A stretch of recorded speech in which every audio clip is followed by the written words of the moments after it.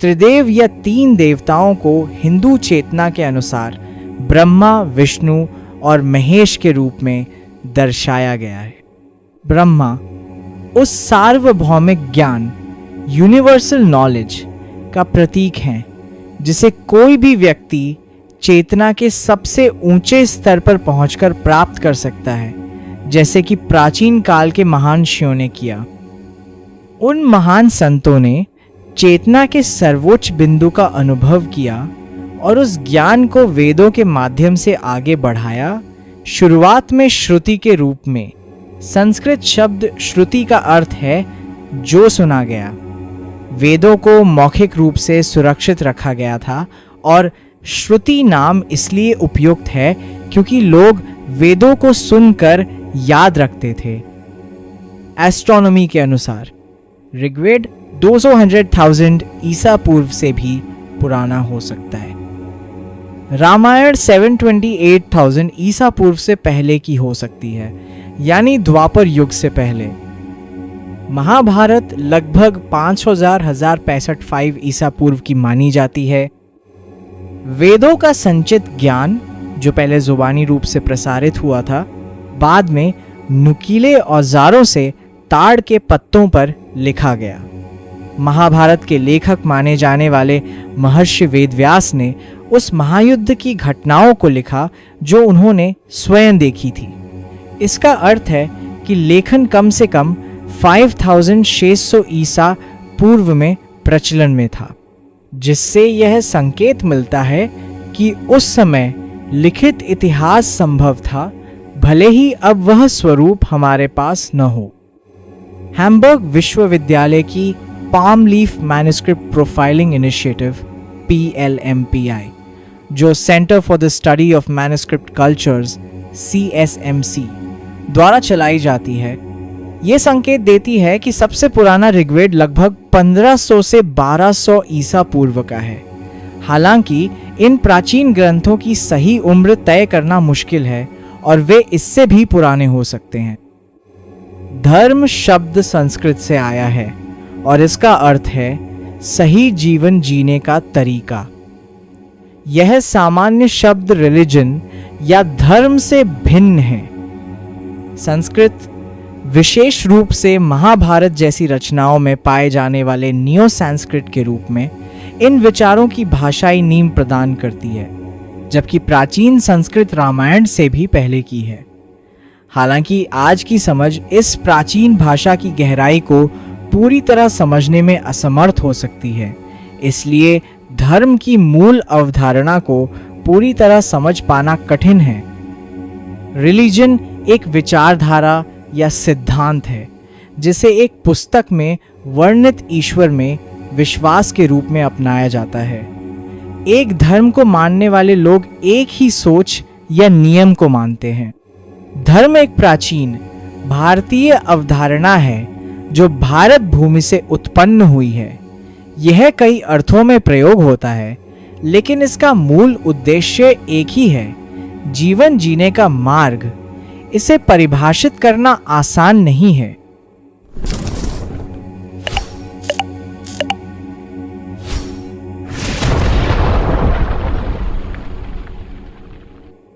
धर्म व्यवस्था का संकेत भी होता है और जब यह सनातन शब्द से जुड़ता है तो इसे सनातन धर्म कहा जाता है, अर्थात शाश्वत सत्य। यही चार कुमारों की कथा में भी प्रकट होता है। सनक, सनंदन, सनातन और सनत कुमार, ये चारों ब्रह्मा के मन से उत्पन्न हुए हैं और जनलोक पृथ्वी से 5वां लोक में निवास करते हैं। ये भगवान विष्णु के भक्त हैं और प्रायः भक्ति योग से जुड़े होते हैं, जो भगवत गीता में बताए गए 4 योगों में से एक है। भक्ति समर्पण, ज्ञान बुद्धि, राज ध्यान और कर्म निःस्वार्थ सेवा।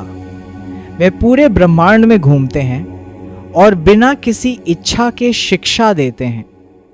भारत की 3 मुख्य दर्शन शास्त्र फिलॉसफीज, शैव शिव दर्शन, वैष्णव विष्णु दर्शन, वेदांत वेदों और उपनिषदों पर आधारित।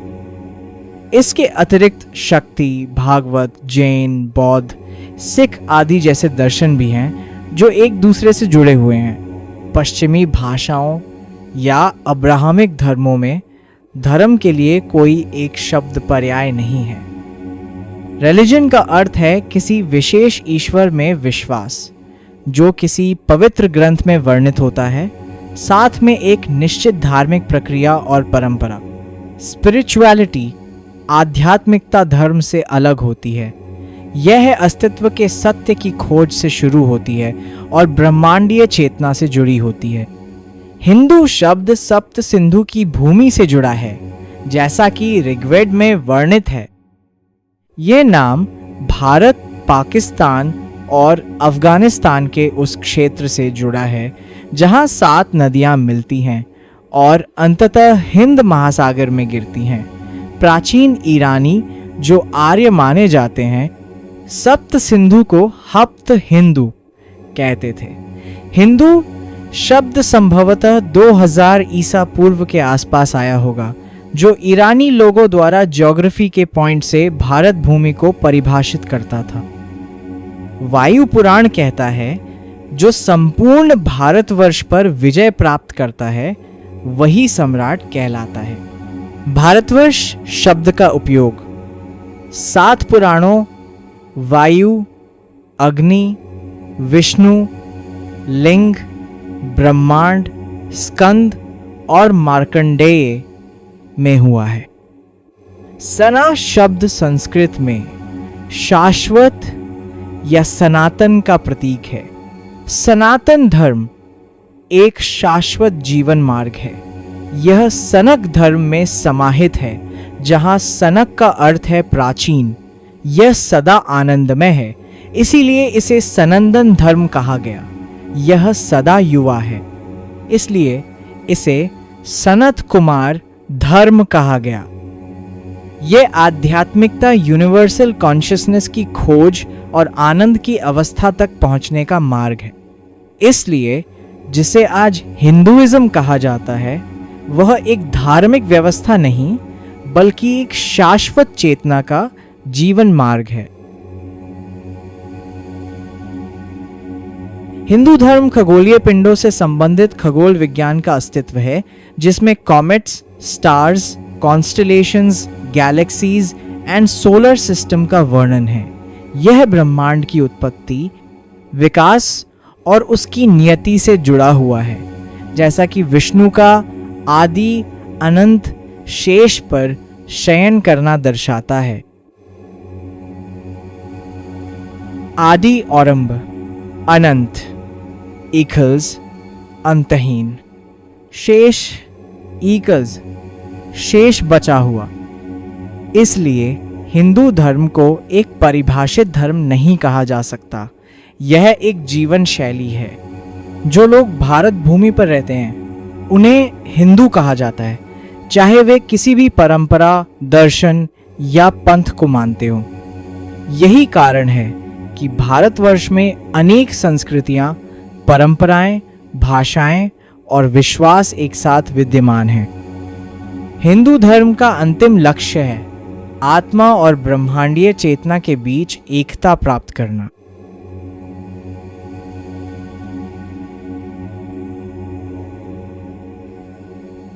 हेलो सब्सक्राइबर्स, ब्रह्मांड की रचना को समझने के लिए हम प्राचीन हिंदुओं की पवित्र भूमि के वेद, पुराण और उपनिषदों का सहारा लेते हैं। आइए शुरुआत करते हैं त्रिदेवों में से एक ब्रह्मा से। ब्रह्मा या ब्रह्मांड, ब्रह्मा का अर्थ पूरे ब्रह्मांड से है, जो सर्वोच्च चेतना की सबसे ऊंची अवस्था को दर्शाता है। ब्रह्मा सृष्टिकर्ता सब कुछ के मूल में है।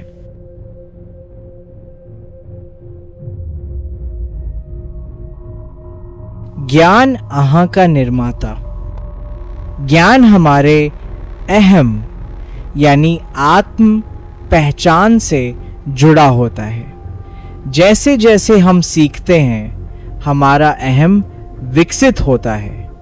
इसलिए ज्ञान को अहं का निर्माता माना गया है। संस्कृत में अहम का मतलब केवल मैं की पहचान है, जबकि अहंकार घमंड को दर्शाता है।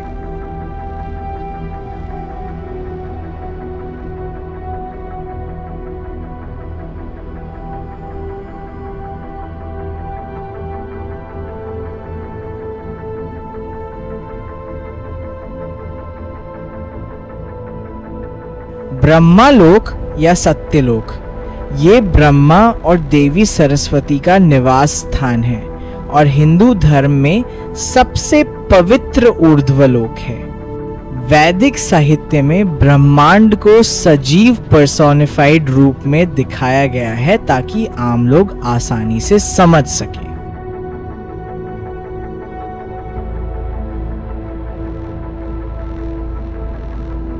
हिंदू ब्रह्मांड विज्ञान के अनुसार ब्रह्मांड में 14 लोक होते हैं, 7 ऊर्ध्वलोक और 7 पाताल लोक। ये 7 ऊर्ध्वलोक आध्यात्मिक चेतना के अलग अलग स्तरों को दर्शाते हैं।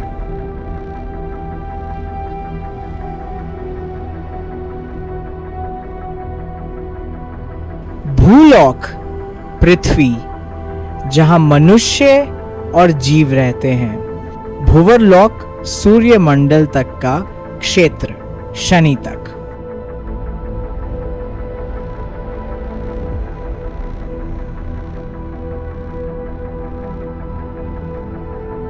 स्वर्गलोक देवताओं का लोक, इंद्र का निवास, परंतु यह अभी भी जन्म और मृत्यु के चक्र में बंधा हुआ है। स्वर्गलोक में 27 नक्षत्र आते हैं, जैसे कि उर्सा माइनर, लघु सप्तर्षि।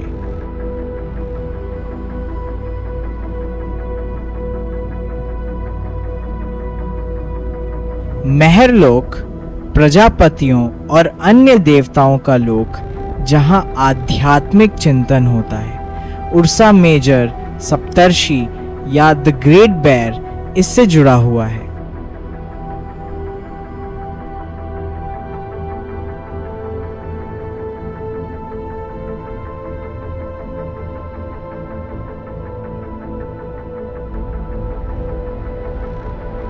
मनु और शत्रुपा इस लोक और जनलोक के बीच स्थित होते हैं। जनलोक ब्रह्मा के मन से जन्मे पुत्र जैसे सनत कुमार, सनक, सनातन और सनंदन का निवास स्थान। यह उच्चतम चेतना का स्तर है।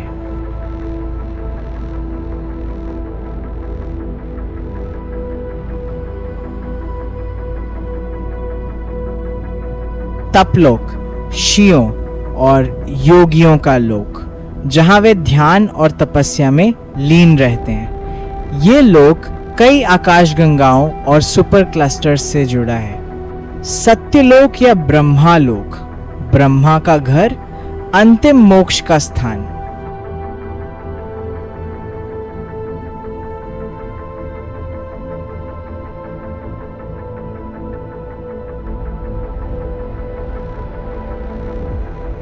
हर लोक एक भौतिक स्थान के साथ साथ एक चेतना के स्तर को भी दर्शाता है। ये लोक अस्तित्व के विभिन्न स्तरों का प्रतिनिधित्व करते हैं, जिनमें से प्रत्येक आध्यात्मिक शुद्धता और चेतना की भिन्न भिन्न डिग्री से जुड़ा हुआ है। यह अवधारणा संरचित ब्रह्मांड में हिंदू विश्वास पर जोर देती है, जहां आत्माएं अपने कर्म और आध्यात्मिक विकास के आधार पर ऊपर उठती या नीचे उतरती हैं। मिल्की वे के भीतर सृष्टि का रहस्य समझें।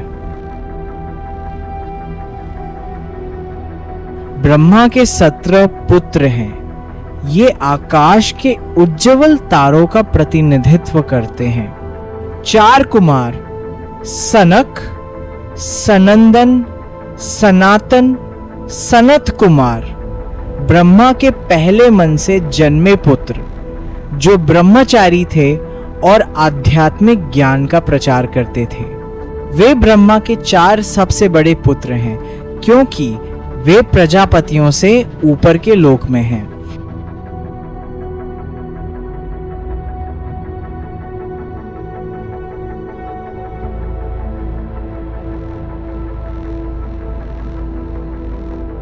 पांचवा सृजन क्रिएशन, स्वयंभू मनु और शतरूपा, एक ही तत्व के 2 रूप। दूसरे शब्दों में, एक एकीकृत सार से 2 अलग अलग अभिव्यक्तियां उभरी, जिन्हें मनु और शतरूपा के नाम से जाना जाता है, जो एक विलक्षण पहचान के दोहरे पहलुओं का प्रतीक है। मानवंतर का अर्थ होता है मनु का जीवन काल। मनु अस्तित्व के निर्माता हैं और अंतर अंग्रेजी में इंटरवल, संक्षेप में मनु का जीवन काल। एक कल्प ब्रह्मांडीय चक्र में 14 मानवंतर होते हैं और हम इस समय 7वें मनु, वैवस्वत मनु के युग में हैं। पहले मनु थे स्वयंभू मनु, जिनकी पत्नी थी शतरूपा, 100 रूपों वाली प्रथम स्त्री। अब हम प्रजापति शब्द को समझेंगे।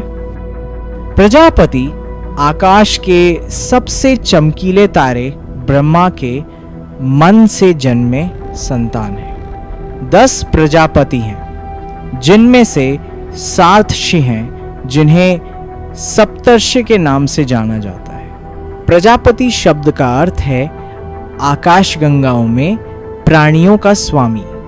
मनु और शतरूपा की सबसे छोटी बेटी प्रसूति है, जिसका विवाह प्रजापति दक्ष से हुआ। स्वयंभू मनु के पहले युग में उनकी 60 बेटियां थीं। बाद में दक्ष ने चक्षुष मनु में प्रजापति प्राचेतस के रूप में पुनर्जन्म लिया।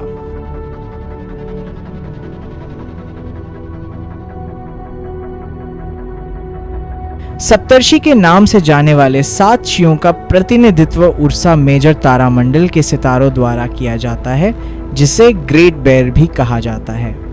यह अच्छी तरह से समझाया गया है कि उर्सा मेजर तारामंडल के 2 सामने वाले तारे पुलह और क्रतु पोल स्टार की ओर इशारा करते हैं। वैदिक शब्दों में ध्रुव तारा के रूप में जाना जाता है। ध्रुव तारा पृथ्वी से सबसे दूर है, जो उर्सा माइनर या लेसर बेयर या लघु सप्तर्षि का एक हिस्सा है।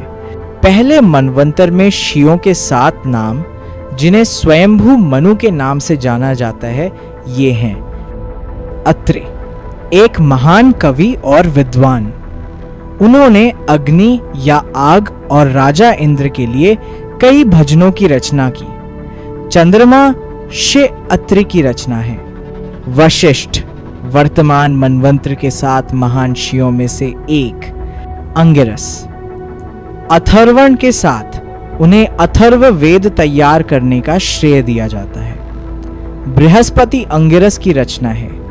वे मनुष्य और भगवान के बीच मध्यस्थ हैं।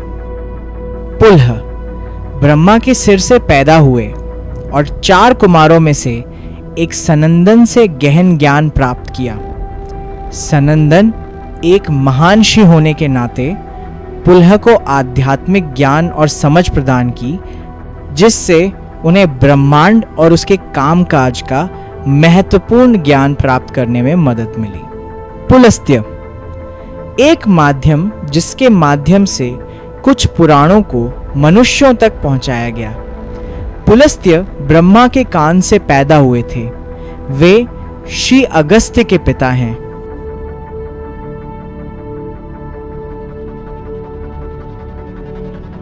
क्रतु 2 अलग अलग युगों में प्रकट होते हैं। क्रतु का जन्म ब्रह्मा की बाईं आंख से हुआ था, जो उर्सा माइनर से एक तारे को इंगित करता है, जो पोल स्टार या ध्रुव तारा की ओर इशारा करता है। मरीचि, प्रकाश की किरण और 7 महान ऋषियों में से एक। ऋषि कश्यप ऋषि मरीचि के पुत्र हैं। शेष 4 प्रजापति हैं। भृगु, भविष्य सूचक ज्योतिष के प्रथम संकलक। शुक्र शिव भृगु की रचना है नारद। एक वैदिक जो भगवान विष्णु के भक्त हैं, वे भक्ति योग का प्रदर्शन करते हैं। जाम्बवन ब्रह्मा के मुख से तब प्रकट हुए जब सृष्टिकर्ता देवता ने जम्हाई या उबासी ली। जाम्बवन समुद्र मंथन में मौजूद थे और माना जाता है कि जब वे दैत्य राजा महाबली से तीनों लोकों को प्राप्त कर रहे थे, तब उन्होंने एक ही छलांग में वामन अवतार की 21 बार परिक्रमा की थी। ऐसा ज्ञान अभी तक हमारे द्वारा खोजा नहीं गया है। जाम्बवन श्री राम और श्री कृष्ण दोनों के जन्म के समय मौजूद थे। उनकी बेटी जाम्बवती का विवाह कृष्ण से हुआ था। जाम्बवन शित नारद के भाई हैं। यम, मृत्यु और न्याय के देवता हैं। उनका निवास नरक लोक है, जिसे अब्राहमिक धर्मों में हेल के रूप में जाना जाता है। अब हमने वैदिक साहित्य में उच्चतर क्षेत्रों और ब्रह्मांड के भौतिक क्रम का पता लगाया है, जिसे आज के ज्ञात ब्रह्मांड विज्ञान में नहीं समझाया गया है। आज हम जो समझ सकते हैं वह स्वर्ग लोक से ऊपर के स्तरों तक है। देखते रहें और अधिक जानने के लिए सदस्यता लें। आइए हिंदू धर्म के वैदिक साहित्य में कुछ महत्वपूर्ण समय चक्रों का पता लगाएं। युग और मनवंतर को सार्वभौमिक या यूनिवर्सल दृष्टिकोण से समझना आवश्यक है, क्योंकि वे ब्रह्मांडीय समय और मानव विकास की चक्रीय प्रकृति को रेखांकित करते हैं। इसके अतिरिक्त भगवान विष्णु और बहुविधताओं या मल्टीवर्सेस की धारणा का अध्ययन करते समय परार्ध और कल्प जैसी अवधारणाएं महत्वपूर्ण हैं। ये शब्द हमें ब्रह्मांडीय समय की विशालता और सृजन और प्रलय के अंतहीन चक्रों को समझने में मदद करते हैं।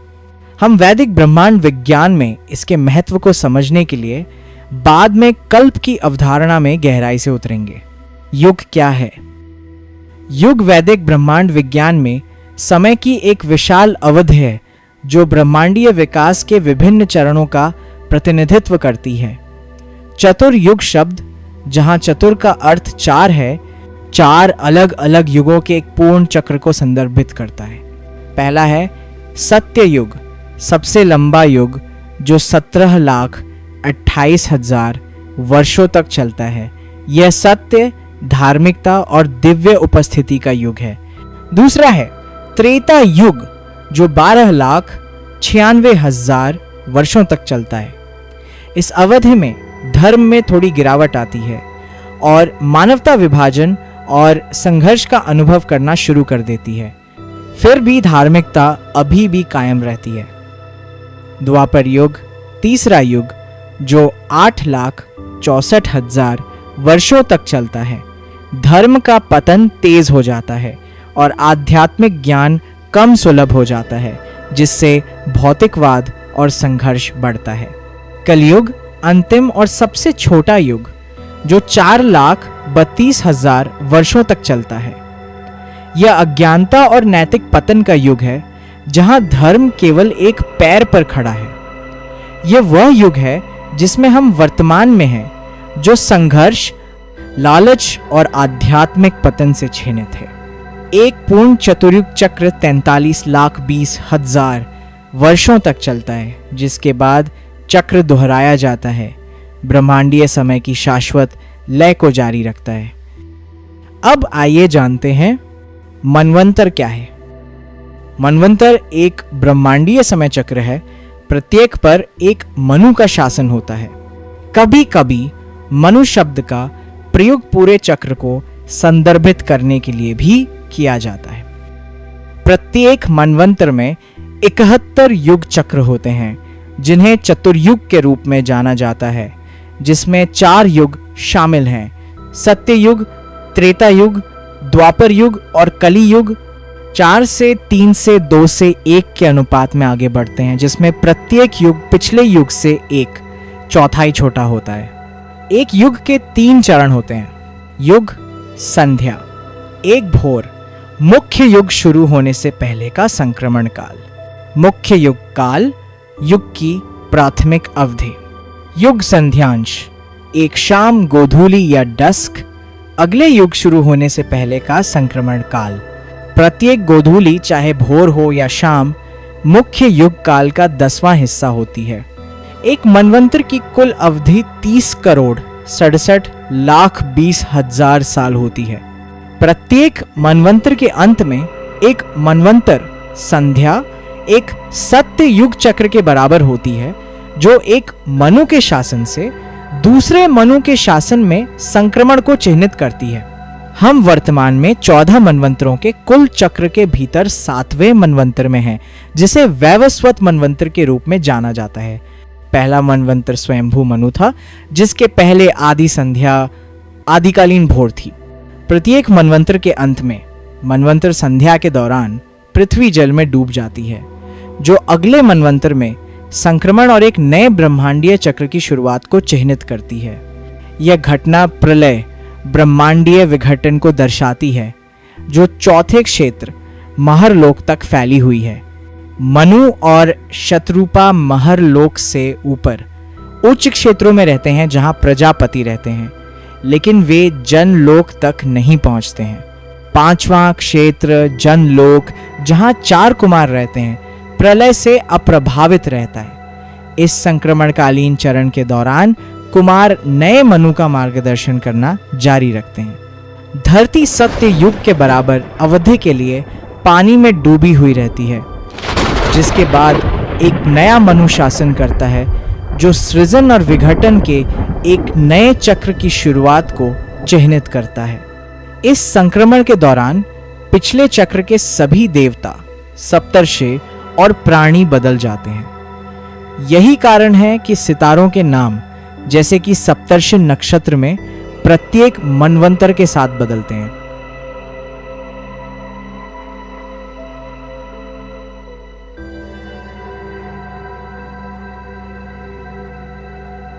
इस प्रकार दक्ष का पुनर्जन्म चक्षुष मनु काल में प्रचेता के रूप में हुआ। इस जन्म में उनकी पत्नी असिकनी थी, जिनके नाम का अर्थ है रात या अंधकार।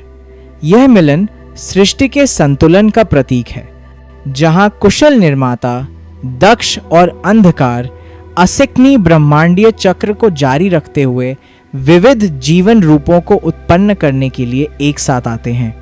अपने प्रचेता अवतार में प्रजापति दक्ष के रूप में उन्होंने शुरू में अपने मन से प्राणियों का निर्माण करके ब्रह्मा के निर्देशों का पालन किया।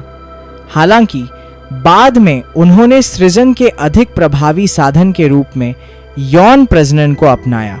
असिकनी के साथ प्रजापति दक्ष ने 10,000 हर्यश्व और 10,000 सवालश्व को जन्म दिया, जिन्हें संतान पैदा करने के लिए नियत किया गया था।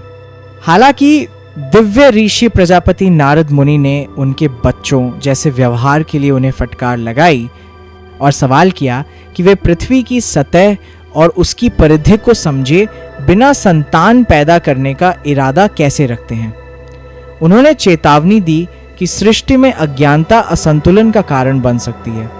ज्ञान की तलाश में हर्यश्व ने हवा के रास्ते का अनुसरण किया और कभी वापस नहीं लौटे। सवालश्व ने पृथ्वी की सीमाओं का पता लगाने का साहस किया, लेकिन वे भी कभी वापस नहीं आए। इसका मतलब है कि ब्रह्मा द्वारा सृष्टि का निर्धारित क्रम हर मनवंतर में अपरिवर्तित रहता है, जो ब्रह्मांडीय व्यवस्था की चक्रीय निरंतरता सुनिश्चित करता है। अब आइए जानें कल्प क्या है। एक कल्प समय चक्र ब्रह्मा का एक दिन होता है, जो 43 करोड़ 20 लाख वर्षों तक रहता है। एक कल्प 14 मनवंतरों के बराबर होता है। अगला कल्प ब्रह्मा की एक रात होती है, जो ब्रह्मा के एक दिन के बराबर होती है, जिसके दौरान केवल अंधकार ही छाया रहता है। एक कल्प के बाद बराबर अवधि का प्रलय होता है, जो मिलकर ब्रह्मा का एक दिन और रात बनाते हैं। ब्रह्मा के एक महीने में 30 ऐसे दिन और रात होते हैं, या 259 अरब 20 करोड़ साल होते हैं। ब्रह्मा के 12 महीने होते हैं, जो 1 साल या 360 दिन होते हैं। ऐसे 100 साल ब्रह्मा के जीवन को महाकल्प कहा जाता है। हम अभी श्वेतवराह कल्प या उनके 51वें साल के पहले दिन में है। महाकल्प के अंत में संपूर्ण ब्रह्मांड अग्नि द्वारा नष्ट हो जाएगा। यह ब्रह्मा काल का अंत है, जिसे महाप्रलय कहा जाता है। हम वर्तमान में 7वें वैवस्वत मनवंतर 71 में से 28वें चतुर्युग में हैं। हम कलयुग में हैं, जो 4,32,000 वर्षों तक चलता है और लगभग 7,000 साल पूरे हो चुके हैं। कलयुग में अभी 4,25,000 साल बाकी हैं, जिसके बाद 29वां चतुर्युग शुरू होगा।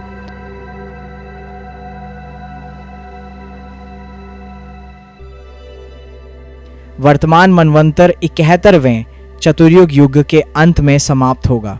मैं पुराणों से कुछ महत्वपूर्ण जानकारी साझा करना चाहूंगा।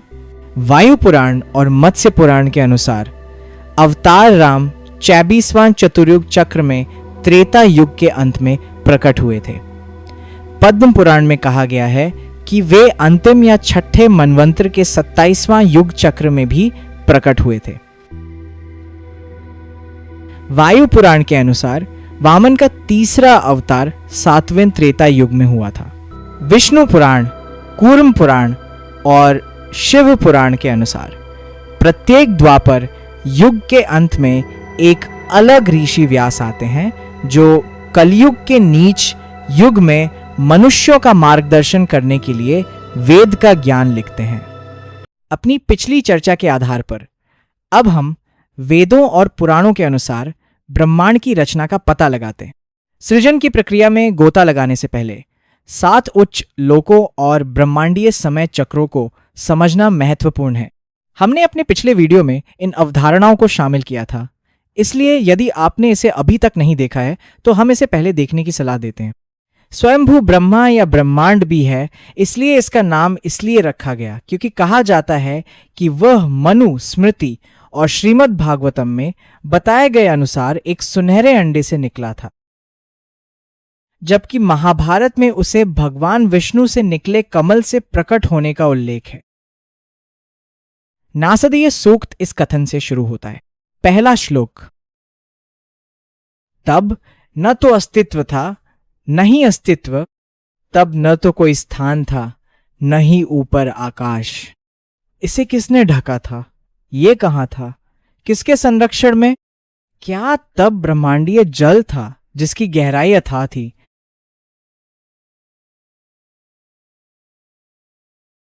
नासदीय सूक्त सृष्टि से पहले अस्तित्व पर विचार करता है। न आकाश, न वायु, न जल, कुछ था या नहीं था। फिर भी कोई नहीं कह सकता कि ये क्या, कहां या कैसे ढका हुआ था।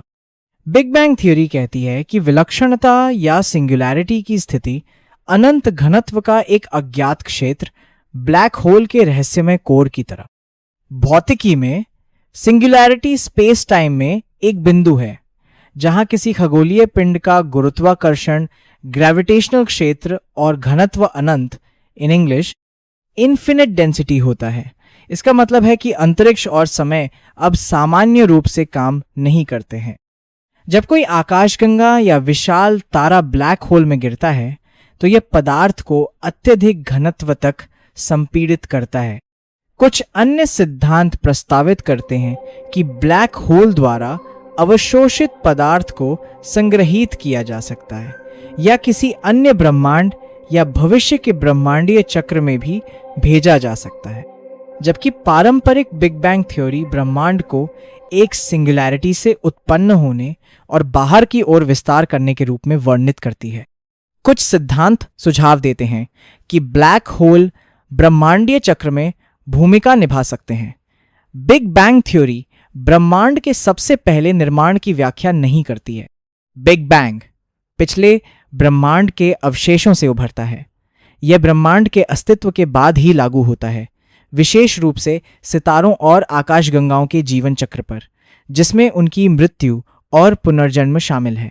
क्रिएशन सृजन से पहले एक गहरे अथाह शून्य का विचार आधुनिक ब्रह्मांड विज्ञान के साथ समानता रखता है, जहां प्रारंभिक ब्रह्मांड विस्तार से पहले एक सिंगुलैरिटी या क्वांटम उतार चढ़ाव था। वेदों में ब्रह्मांडीय जल का संदर्भ अस्तित्व की आदिम अवस्था का वर्णन करने का एक काव्यात्मक और दार्शनिक तरीका है। दूसरा श्लोक, तब न तो मृत्यु थी और न ही अमृता, दिन रात से अलग नहीं था, वह जो अंतर्निहित शक्ति के साथ हवा रहित सांस लेता था, इसलिए तब वह एक था और कोई दूसरा नहीं था।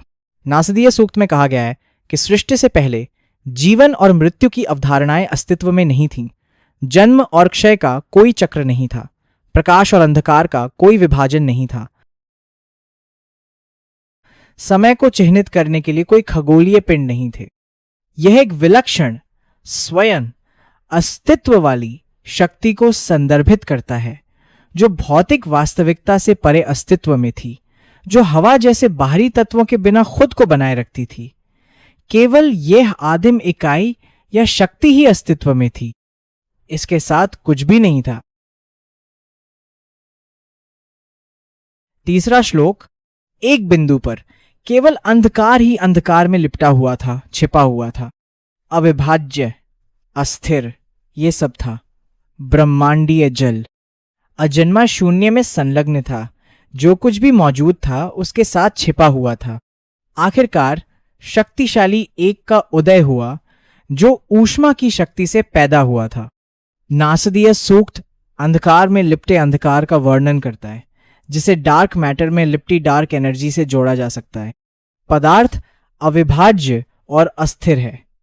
गर्मी के कारण अचानक विखंडन होता है, जिससे डार्क मैटर से प्रकाश और ऊर्जा निकलती है। इस प्रकार सृष्टि की शुरुआत होती है। डार्क मैटर और डार्क एनर्जी रहस्यमय पदार्थ हैं जो ब्रह्मांड को प्रभावित करते हैं और आकार देते हैं, और वैज्ञानिक अभी भी उन्हें समझने की कोशिश कर रहे हैं। डार्क मैटर ब्रह्मांड के कुल द्रव्यमान और ऊर्जा का लगभग 27% बनाता है। डार्क एनर्जी के साथ लगभग 98% को मिलाकर ये अदृश्य शक्तियां ब्रह्मांड के 95% के लिए जिम्मेदार हैं। शेष 5% में सामान्य पदार्थ जैसे तारे, ग्रह और वह सब कुछ शामिल है जिसे हम देख सकते हैं। चौथा श्लोक, सबसे पहले इच्छा विकसित हुई जिसने आधार को मत दिया। वह मन से पैदा हुआ मूल बीज था। अस्तित्व का बंधन उसने अस्तित्वहीनता में पाया। अपने हृदय में ज्ञान के माध्यम से खोज कर रहे थे। यह श्लोक इच्छा या काम के उद्भव की बात करता है जो मन से उत्पन्न हुआ, जिसने सृष्टि की शुरुआत को चिह्नित किया। ज्ञान को मूर्त रूप देने वाले इष्य समझ की खोज करते हैं। अस्तित्व का सार मूर्त वास्तविकता में नहीं बल्कि शून्य में पाते हैं। यह सुझाव देता है कि ज्ञान और बुद्धि मात्र भौतिक अस्तित्व से परे हैं, जो एक गहन आध्यात्मिक सत्य की ओर इशारा करता है। पांचवां श्लोक, और उन्होंने शून्य के आर पार अपनी डोरी फैला दी है, और जो नीचे था वो अस्तित्व में है, और जो ऊपर था वो अस्तित्व में है। उपजाऊ बीज का महान निर्माता था। आत्म अभिव्यक्ति प्रयास से नीचे परे थी। यह श्लोक उस दिव्य शक्ति का प्रतीक है जो शून्य को जोड़ती है, कई क्षेत्रों का निर्माण करती है। उपजाऊ बीज सृष्टि की उत्पत्ति का प्रतिनिधित्व करता है। सृष्टिकर्ता प्रयास से परे है, सहज रूप से अस्तित्व को अभिव्यक्त करता है। यह सृष्टि की रहस्यमय और शक्तिशाली प्रकृति पर प्रकाश डालता है, जहां सब कुछ दिव्य से निकलता है, सभी प्रयासों या सीमाओं से परे। छठा श्लोक, वास्तव में कौन जानता है इस दुनिया में क्या है जिसके बारे में कोई कह सकता है यह सब कहां से आया और कैसे अलग सृष्टि हुई। देवता स्वयं सृष्टि से बाद में हैं, तो फिर और कौन जानता है कि यह कहां से अस्तित्व में आया। यह श्लोक सृष्टि के परम रहस्य को दर्शाता है। यहां तक कि देवता, महान शक्ति वाले प्राणी, ब्रह्मांड के निर्माण के बाद पैदा हुए थे। यह अस्तित्व की उत्पत्ति पर ही सवाल उठाता है, यह स्वीकार करते हुए कि कोई भी दिव्य या नश्वर वास्तव में यह नहीं जान सकता कि सृष्टि कैसे या कहां से शुरू हुई। यह ब्रह्मांड की उत्पत्ति की अकथनीय प्रकृति को रेखांकित करता है, रहस्य को खुला और मानवीय समझ से परे छोड़ देता है। 7वां श्लोक। समस्त व्यापक सृष्टि अपने मूल से कहां से हुई, चाहे उसने इसे प्रकट किया हो या नहीं, जो सर्वोच्च स्वर्ग से इस सब की देखरेख करता है। वास्तव में जानता है या शायद वह भी नहीं जानता। नासदीय सूक्त चिंतनशील स्वर में इस बात पर विचार करता है कि ब्रह्मांड कब, क्यों और किसके माध्यम से अस्तित्व में आया, और कोई निश्चित उत्तर नहीं देता। यह संभावना जताई गई है कि शायद स्वयं ब्रह्मांड को चलाने वाला सर्वोच्च प्राणी भी अपनी उत्पत्ति के रहस्य को पूरी तरह नहीं समझ सकता है। यहां तक कहा गया है कि देवता भी इसे नहीं जानते, क्योंकि वे सृष्टि के बाद आए थे, और जो इस सृष्टि का सबसे ऊंचा निगरानी करता है, वह भी जो सबसे ऊंचे लोक में रहता है, शायद जानता हो या शायद नहीं। अब हम नासदीय सूक्त को समझ गए हैं। यह क्या है, इसका क्या अर्थ है?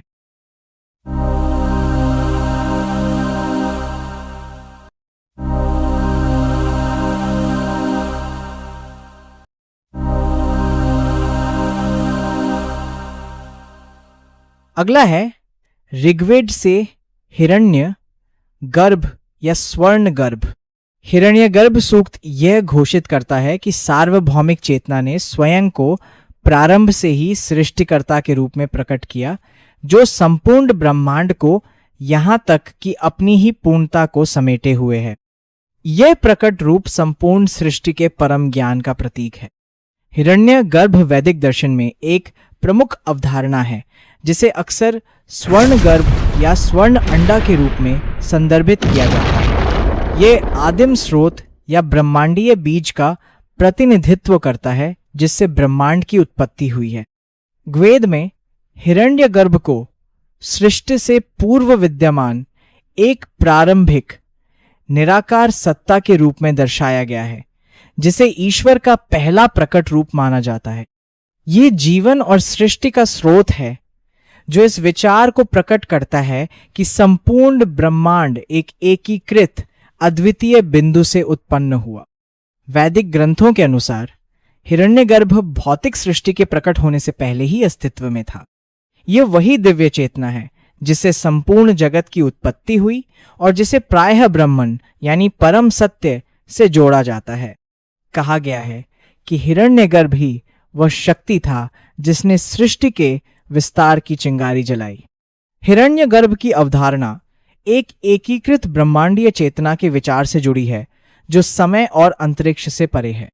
मत्स्य पुराण बताता है कि शुरुआत में कुछ भी नहीं था, न तो गतिमान और न ही स्थिर। फिर स्वयंभू स्वयं प्रकट प्राणी उत्पन्न हुआ, इंद्रियों से परे एक रूप। उन्होंने सबसे पहले आदि जल का निर्माण किया और उनके भीतर सृजन के बीज को स्थापित किया। यह बीज एक हिरण्य गर्भ में परिवर्तित हो गया। फिर स्वयंभू उस अंडे में प्रवेश कर गए। हिंदू ग्रंथों में सृष्टि की व्याख्या को समझने के बाद कोई ब्रह्मांड के विस्तार पर विखंडन सिद्धांत फिशन थियरी के प्रयोग पर विचार कर सकता है। वेदों और पुराणों में स्वयंभू की अवधारणा बार बार प्रकट होती है। डार्क मैटर खुद न तो प्रकाश छोड़ता है, न उसे सोखता है और न ही उसे परावर्तित करता है, इसलिए हम उसे सीधे देख नहीं सकते। इसका अस्तित्व सिर्फ इसके ग्रेविटेशनल प्रभाव से जाना जाता है, जो आकाश गंगाओं और ब्रह्मांडीय संरचनाओं पर दिखाई देता है। फिशन विखंडन के विपरीत डार्क मैटर प्रकाश के साथ उसी तरह प्रतिक्रिया नहीं करता। यह माना जा सकता है कि डार्क एनर्जी डार्क मैटर में लिपटी हुई है, जैसा कि नासदीय सूक्त में कहा गया है। अपने मूल में पदार्थ अविभाज्य और अस्थिर दोनों हैं। जब डार्क एनर्जी से तीव्र गर्मी जैसी चरम स्थितियां उत्पन्न होती हैं, तो डार्क मैटर के भीतर विखंडन जैसी प्रक्रिया हो सकती है। विखंडन में एक भारी परमाणु छोटे परमाणुओं में विभाजित हो जाता है, जिससे प्रकाश और गर्मी के रूप में महत्वपूर्ण मात्रा में ऊर्जा निकलती है। ये विचार कि ताप विखंडन का कारण बन सकती है और परमाणुओं के टूटने की प्रक्रिया शुरू कर सकती है, न्यूक्लियर फिजिक्स में अच्छी तरह स्थापित है। विखंडन की स्थिति में एक परमाणु टूटकर छोटे और अधिक स्थिर टुकड़ों में बंट जाता है और इस प्रक्रिया में ऊर्जा मुक्त होती है। यही सिद्धांत न्यूक्लियर रिएक्टरों और परमाणु बमों के पीछे काम करता है। विखंडन के बाद यदि तापमान और दबाव पर्याप्त रूप से अधिक हों, जैसे कि तारों के केंद्र कोर में होते हैं, तो संलयन इंग्लिश फ्यूजन की प्रक्रिया हो सकती है। संलयन फ्यूजन वह प्रक्रिया है जिसमें दो हल्के परमाणु नाभिक, आमतौर पर हाइड्रोजन के आइसोटोप्स, आपस में मिलकर एक भारी नाभिक बनाते हैं। इस प्रक्रिया में विखंडन फिशन की तुलना में कहीं अधिक ऊर्जा उत्पन्न होती है। ये बात उस सोच से मिलती है जिसमें एक स्वयं उत्पन्न होने वाली शक्ति सबसे पहले स्वर्ण बीज बनाती है, जो फिर ब्रह्मांडीय अंडे में प्रवेश करता है। जैसे फिशन पहले होता है और उसके बाद फ्यूजन होता है, वैसे ही ब्रह्मांड का विस्तार भी चरणों में होता है। पहले एक तेज ऊर्जा विस्फोट की तरह, फिर धीरे धीरे फैलने वाली और स्थिर प्रक्रिया की तरह। ऊष्मा ही प्रेरक शक्ति है जो फिशन को प्रज्वलित करती है, जो बदले में फ्यूजन की ओर ले जाती है, जिससे विस्तार और सृजन जारी रहता है। ये उसी ब्रह्मांडीय चक्र का प्रतिबिंब है जहां एक आदि बीज से संपूर्ण सृष्टि उत्पन्न होती है, जैसे कि एक प्रारंभिक बिंदु सिंगुलैरिटी से पूरा ब्रह्मांड विशाल संरचनाओं में बदल जाता है। ऋग्वेद के मंत्र में हिरण्य गर्भ को ब्रह्मांडीय अंडे के रूप में वर्णित किया गया है, जो सब कुछ युक्त जल से पैदा हुआ था, जिससे 4 कुमार स्वयंभू, मनु और प्रजापति उत्पन्न हुए। फिर उसने मन, इच्छा और ऊष्मा की रचना की। प्रजापति ने वाच के साथ, जो वाणी, ज्ञान और सृजन की देवी हैं, ब्रह्मांड की रचना की। यही से सृष्टि का आरंभ हुआ और विभिन्न लोकों की स्थापना धर्म के आधार पर की गई। अब हम सवितुर की प्रकृति का पता लगाएंगे। सवितुर कौन है और वह किसका प्रतिनिधित्व करता है? क्या वह मात्र एक खगोलीय पिंड है या वह ब्रह्मांडीय व्यवस्था को नियंत्रित करने वाली एक दिव्य शक्ति है?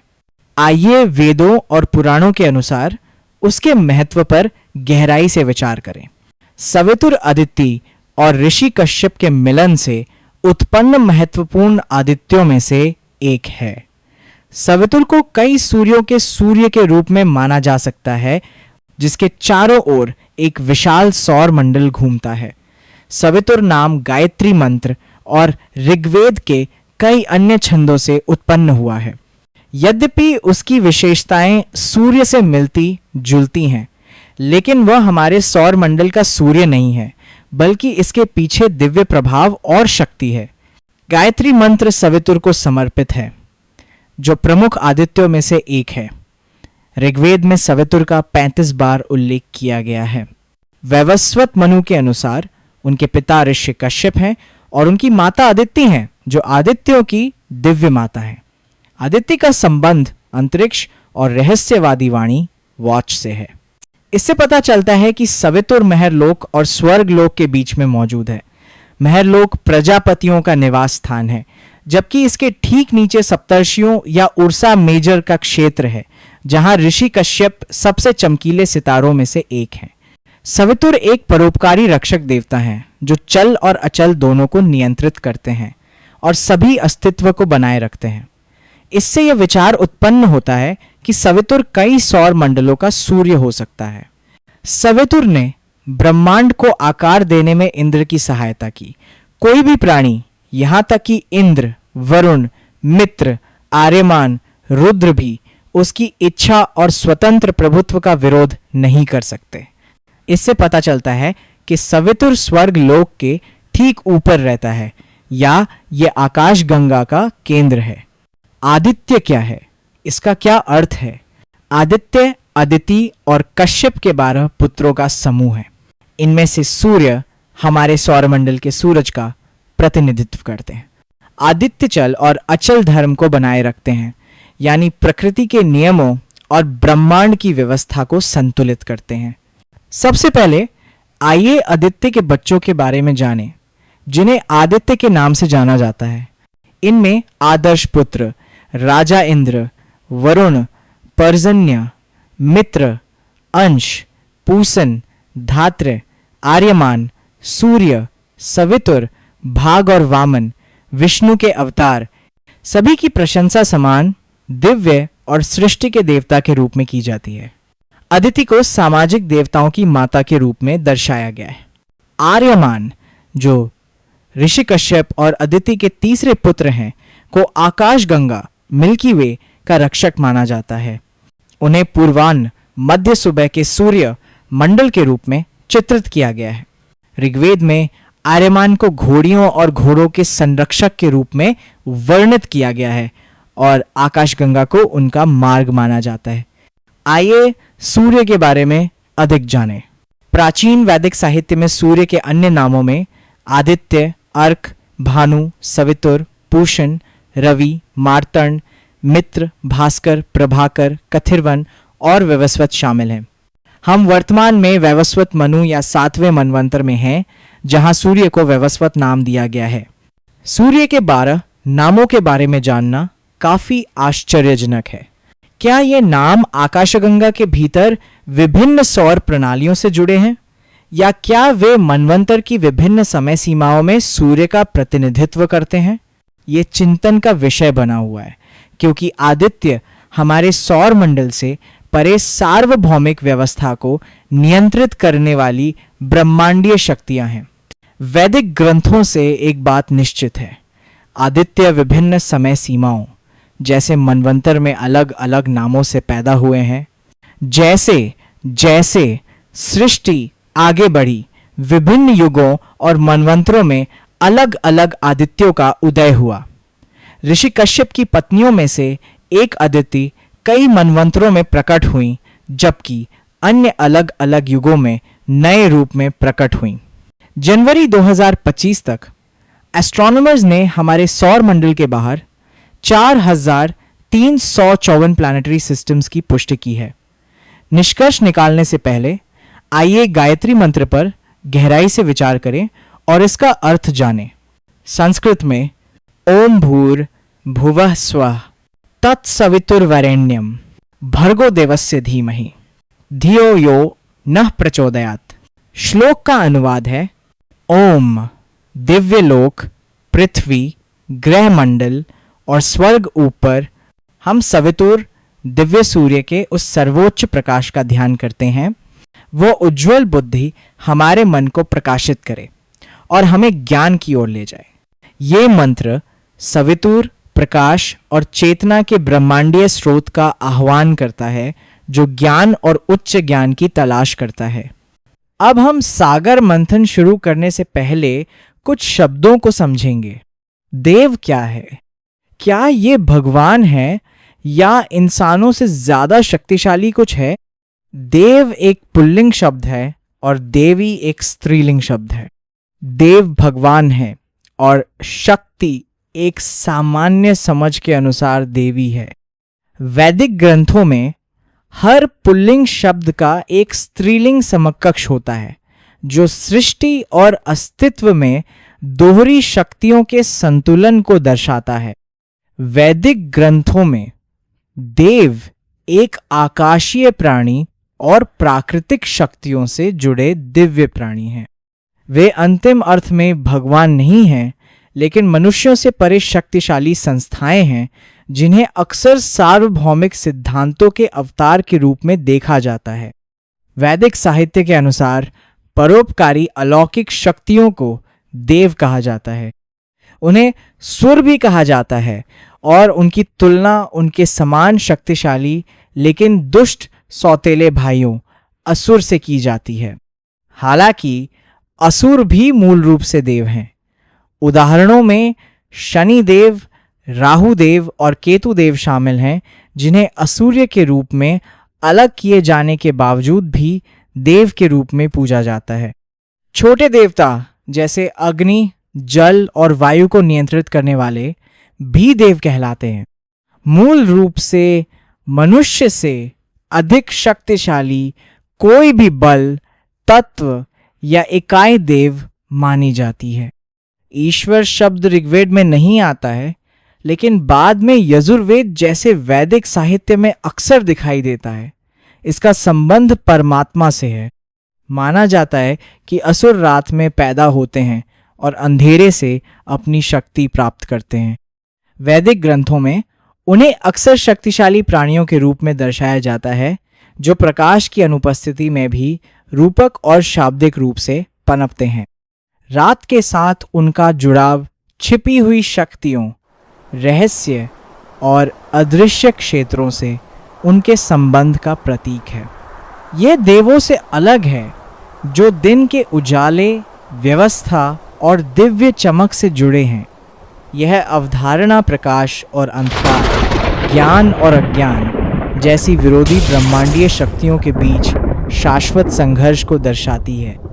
अब सबसे दिलचस्प हिस्सा देव, दैत्य, असुर, दानव, अप्सरा और अन्य शब्दों को समझना है। ऋषि कश्यप की कई पत्नियां थीं, जिनमें प्रजापति दक्ष की 13 बेटियां भी थीं, जिनमें से प्रत्येक ने अलग अलग वंशों को जन्म दिया। सागर मंथन में जाने से पहले उनके वंशजों और उनके प्रतिनिधित्व को समझना जरूरी है। हम अनावश्यक जटिलताओं से बचते हुए केवल सबसे महत्वपूर्ण पत्नियों और बच्चों पर ध्यान केंद्रित करेंगे। देवताओं की मां अदिति ने 12 दिव्य प्राणियों आदित्यों को जन्म दिया। उनकी संतानों में राजा इंद्र, वामन अवतार, रुद्र और वसु भी शामिल हैं। वैदिक ग्रंथों से एक बात तो तय है, आदित्य विभिन्न समय सीमाओं जैसे मनवंतरों में अलग अलग नामों से पैदा हुए हैं। जैसे जैसे सृष्टि आगे बढ़ी, विभिन्न युगों और मनवंतरों में अलग अलग प्रजातियां उभरी। ऋषि कश्यप की पत्नियां कई मनवंतरों में प्रकट होती हैं, कुछ लगातार, जबकि अन्य अलग अलग युगों में नए रूप में उभरती हैं। स्तनधारी और पक्षियों सहित अधिकांश जीव दूसरे मनवंतर से पाए जाते हैं।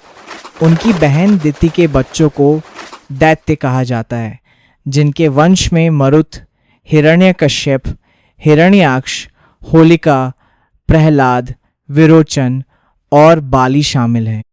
मरुत वायु तत्व का प्रतिनिधित्व करते हैं और उन्हें राजा इंद्र के साथी के रूप में जाना जाता है। हालांकि उनका जन्म उनके खिलाफ खड़े होने के लिए हुआ था। कश्यप की पत्नियों में से एक मुनि अप्सरा और गंधर्व की मां है। अप्सराएं स्वर्ग लोक में रहने वाली स्त्री आत्माएं हैं, जिन्हें अक्सर दिव्य परियों के रूप में दर्शाया जाता है। वे अपनी इच्छानुसार अपना रूप बदल सकती हैं और ऋषियों को दिव्य शक्तियां प्राप्त करने से रोकने के लिए उन्हें बहकाने के लिए जानी जाती हैं। गंधर्व राजा इंद्र के दरबार में संगीतकार होते हैं, जिनमें से ज्यादातर सुंदर पुरुष होते हैं जो महिलाओं के प्रति भावुक होते हैं। इंद्रलोक में अप्सराओं और गंधर्वों को अक्सर पति पत्नी के रूप में जोड़ा जाता है। हिंदू धर्म में गंधर्व विवाह बिना किसी औपचारिक अनुष्ठान के आपसी सहमति पर आधारित होता है। सुरसा एक हिंदू देवी और कश्यप की पत्नी है, जिन्हें उर्गा की मां के रूप में वर्णित किया गया है, जो डायनासोर जैसे दिखने वाले आदिम सरीसृप हैं। डायनासोर को उस युग के सरीसृप माना जाता है। कश्यप की पत्नी दानु का उल्लेख ऋग्वेद में दानवों की मां के रूप में किया गया है। दानु शब्द आदिम जल को भी संदर्भित करता है, जिसे इस देवता ने मूर्त रूप दिया होगा।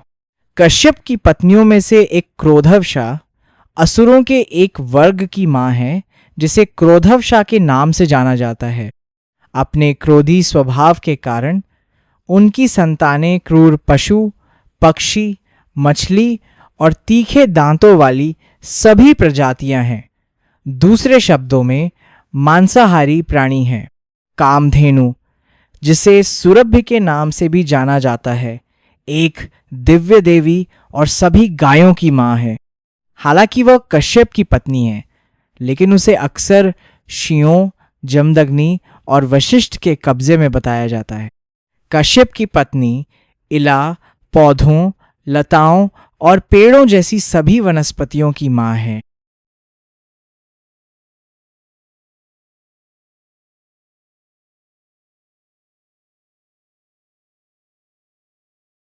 कद्रू नाग की माँ हैं, जो कि सांपों की एक जाति है। उनके प्रसिद्ध बच्चों में वासुकी और तक्षक शामिल हैं। कश्यप की एक और पत्नी अपनी बड़ी बहन विनाता के साथ उसका रिश्ता खराब था। विनाता ने 2 पुत्रों को जन्म दिया, सबसे बड़ा अरुण और दूसरा गरुड़, जो एक शक्तिशाली आकाशीय पक्षी था। अरुण को सूर्य की किरणों के रूप में संदर्भित किया जाता है, जिसमें संभवतः गासेस और मैग्नेटिक लाइंस की एक जटिल प्रणाली शामिल है। गरुड़ को एक ऐसे व्यक्ति के रूप में वर्णित किया गया है जो तेज है, जो किसी भी रूप में आकार बदल सकता है और कहीं भी प्रवेश कर सकता है। वह महाकाव्यों में एक शक्तिशाली प्राणी है, जिसके पंख फड़फड़ाने से स्वर्ग लोक, पृथ्वी और पाताल लोक या नरक का घूमना बंद हो सकता है। गरुड़ उस विचार और आत्मा का एक शाब्दिक अवतार बन जाता है जो भगवान विष्णु से जुड़ा हुआ है और उनसे अविभाज्य है। गरुड़ ब्रह्मांडीय तूफान के साथ विशाल आकाशीय पिंडों का प्रतीक है। गिद्ध के आकार का, संभवतः ब्रह्मांड की सीमा पर या विष्णु के निवास की ओर जाने वाला मार्ग। विष्णु के वाहन के रूप में चित्रित वह कद्रू के नाग बच्चों नागों का सौतेला भाई और दुश्मन है। गरुड़ राजा इंद्र और इंद्रलोक के सभी देवों से भी अधिक शक्तिशाली हैं। हमारा वर्तमान ज्ञान अभी इतना उन्नत नहीं है कि हम गरुड़ को पूरी तरह से समझ सकें या उसका अर्थ समझ सकें। जैसा कि वैदिक ग्रंथों में गरुड़ ने वर्णन किया है, एक अत्यंत शक्तिशाली इकाई या एक दिव्य शक्ति जो आकाशगंगाओं से भी नीचे के क्षेत्रों को आसानी से पार कर सकती है, संभवतः ग्रेविटी ग्रिडों के विनाश के माध्यम से। नागों को भी समझना आसान नहीं है, लेकिन उन्हें ग्रेविटी की अदृश्य रेखाओं के रूप में देखा जा सकता है, जो आकाशीय पिंडों को एक धागे जैसी संरचना में एक साथ रखती हैं। बड़े पैमाने पर ग्रेविटी ब्रह्मांड को आकाशगंगाओं और समूहों को जोड़ने वाले तंतुओं के एक विशाल नेटवर्क में आकार देता है, जो धागे जैसी संरचना जैसा दिखता है। गरुड़ एक विलक्षण शक्ति लगातार नागों को नष्ट करने के लिए काम कर रही है, जो हजारों की संख्या में मौजूद हैं। इसे एक सर्वोच्च शक्ति के रूप में देखा जा सकता है, जो ग्रेविटी ग्रिडों को कम कर रही है, फिर भी पूरी तरह से नहीं, लेकिन संतुलन को बनाए रखते हुए और धर्म के सार्वभौमिक क्रम को बनाए रखते हुए ब्रह्मांड को विस्तार करने की अनुमति दे रही है। विभिन्न हिंदू ग्रंथों में दैत्यों, असुरों और दानवों के बीच एक स्वाभाविक गठबंधन है, जो अक्सर इंद्र और उनके सहयोगियों देवों के खिलाफ लड़ते हैं। इस निरंतर संघर्ष ने देवों को दयालु, शक्तिशाली समूह और उनके विरोधियों को असुरों के रूप में अलग किया। देव प्रकाश का प्रतीक हैं, जबकि असुर अंधकार का प्रतिनिधित्व करते हैं, जो व्यवस्था और अराजकता के बीच ब्रह्मांडीय संघर्ष को दर्शाता है। राक्षस और यक्ष मनुष्यों में पाए जाने वाले गुण हैं, जो अक्सर शरारती और परोपकार जैसे विरोधी गुणों का प्रतीक होते हैं। ब्रह्मांडीय निर्माण में उनका कोई सीधा महत्व नहीं है, लेकिन वे उन शक्तियों का प्रतिनिधित्व करते हैं जो मानव स्वभाव और व्यवहार को प्रभावित करती हैं। वे पृथ्वी के दायरे में पाए जाते हैं। हाल ही में भारत के गुजरात राज्य के एक क्षेत्र कच्छ में स्थित लिग्नाइट खदान में वासुकी इंडिकस के जीवाश्म खोजे गए। यह प्राचीन सांप तब उत्पन्न हुआ जब भारतीय भूभाग अलग थलग था और बाद में 50 मिलियन साल पहले भारत के एशिया से टकराने के बाद उत्तरी अफ्रीका में फैल गया। वासुकी की विशेषताएं अजगरों से मिलती हैं। तक्षक नाग हवा में सरकने की अपनी क्षमता के लिए जाना जाता है और इसे सबसे विषैले सांपों में से एक माना जाता है।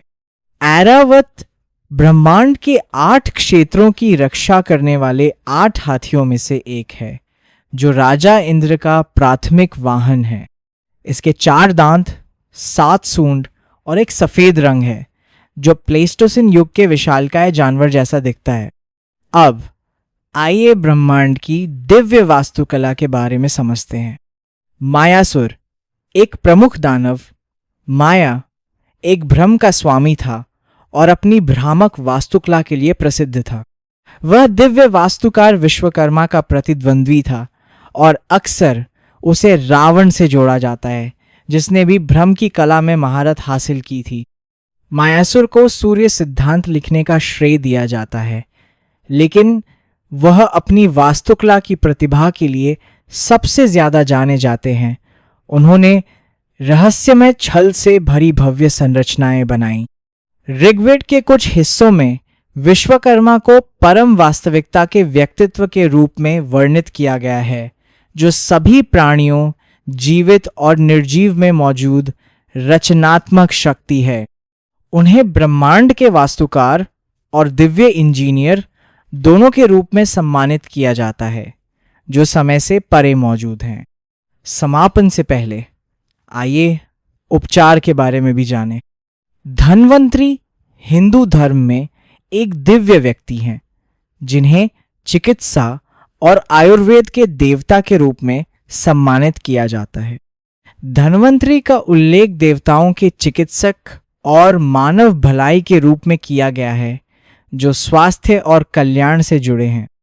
उन्हें भगवान विष्णु के अवतार और दिव्य चिकित्सक के रूप में वर्णित किया गया है। भागवत पुराण और विष्णु पुराण के अनुसार वे सागर मंथन या ब्रह्मांडीय महासागर के मंथन से निकले थे और अपने साथ एक स्वर्ण पात्र में अमृता का अमृत लेकर आए थे।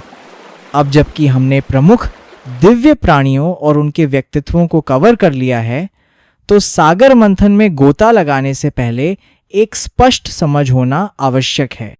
देखने के लिए धन्यवाद। Thanks for watching. आपकी सपोर्ट हमें और बेहतर जानकारी लाने के लिए प्रेरित करती है। लाइक करें, शेयर करें और सब्सक्राइब करना न भूलें। फिर मिलेंगे अगले वीडियो में।